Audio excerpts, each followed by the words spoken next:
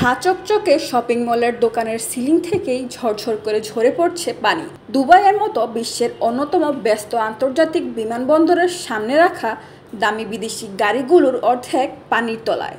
বিমানবন্দরের ট্যাক্সিংয়ে রাখা বিমানগুলিও যেন ভেসে বেড়াচ্ছে পানির তোড়ে। সামাজিক যোগাযোগ মাধ্যমের প্ল্যাটফর্মগুলির সুবাদে বিশ্বের কোনায় কোনায় পৌঁছে গেছে এইসব ছবি আর ভিডিওর টুকরো টুকরো ক্লিপ। শুধুমাত্র সংযুক্ত আরব আমিরাতের গ্ল্যামার আর চাকচিক্যে মোড়া শহরই নয়, গত 24 ঘন্টার রেকর্ড বৃষ্টিপাতে বিপর্যস্ত ওমান, বাহরাইনের মতো পশ্চিম এশিয়ার আরও কয়েকটি দেশ। উপসাগরীয় দেশ সংযুক্ত আরব আমিরাত ও ওমানে ভারী বৃষ্টির কারণে দেখা দিয়েছে আকস্মিক বন্যা, যার ফলে ব্যাহত হচ্ছে বিশ্বের দ্বিতীয় ব্যস্ততম দুবাই আন্তর্জাতিক বিমানবন্দরের ফ্লাইট চলাচল। এমনকি পরিস্থিতি স্বাভাবিক না হওয়া পর্যন্ত যাত্রীদের বিমানবন্দরে না আসার পরামর্শ দিয়েছে কর্তৃপক্ষ।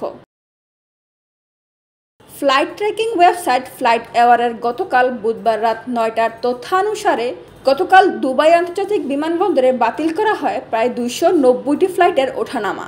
বিলম্বিত হয়েছে 440টি ফ্লাইট।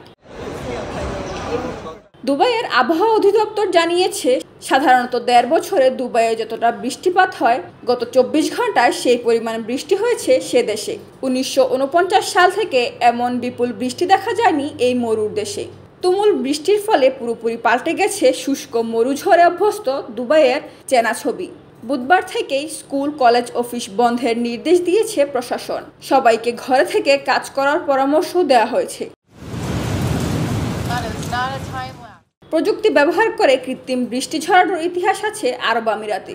উড়োজাহাজ অথবা ড্রোন দিয়ে সিলভার আয়োডাইডের মতো ক্ষুদ্র কণা নিক্ষেপ করে মেঘের আর্দ্রতাকে ঘনীভূত করার মাধ্যমে কৃত্রিম বৃষ্টি নামানো হয়। পানির সংকট মোকাবিলায় সাম্প্রতিক বছরগুলোতে এই কৌশল কাজে লাগিয়েছে আরব আমিরাত। তবে বন্যা শুরু হওয়ার পরপরই তাৎক্ষণিক এই চরম আবহাওয়ার জন্য দেশটিতে চালানো সাম্প্রতিক ক্লাউড সিডিং অভিযানকে দায়ী করছেন অনেকেই। ফারহানা হোসেন, বিবিএস বাংলা।